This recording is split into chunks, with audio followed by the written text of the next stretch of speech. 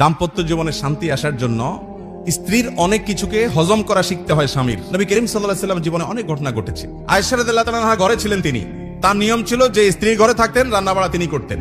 অন্য স্ত্রী এক বাটি খাবার দিয়ে একটা কাজের মেয়েকে পাঠাইছেন, খাদ্দামাকে কৃতদাসীকে পাঠিয়েছেন এক বাটি খাবার দিয়ে, তরকারি দিয়ে ধরেন। তো ভালো বুড়া রান্না করেছেন, রাসূলের জন্য পাঠাইছেন। আয়েশা রাদিয়াল্লাহু তাআলা আনহা দরজা খুলে দেখলেন যে কাজের মেয়ে তরকারি নিয়ে আসছে আরেক স্ত্রীর ঘর থেকে। এই টাইমে যে কোনো মানুষই, যে কোনো মহিলারই মাথা গরম হওয়ার কথা। আমার বাসায় আজকে উনি থাকবে, আমি যা খাওয়াবো, তুমি আবার ওখান থেকে এক বাটি দিয়ে ভালো হওয়ার চেষ্টা করতেছো। উনি বাটিটা ধরে ছুঁড়ে ফেলে দিলেন, ছুঁড়ে ফেলে দিলেন। বাটির সব তরকারি তো গেছে গেছে, বাটিও দুই টুকরা হয়ে গেছে, কাঁচের বাটি ছিল। এই দৃশ্য নবী করিম সাল্লাল্লাহু আলাইহি ওয়াসাল্লাম দেখার পর উনি বাইরে হয়ে আসলেন, যা উঠান থেকে নিজের হাতে সে ভাঙা বাটিটা নিয়ে আসলেন। আনার পর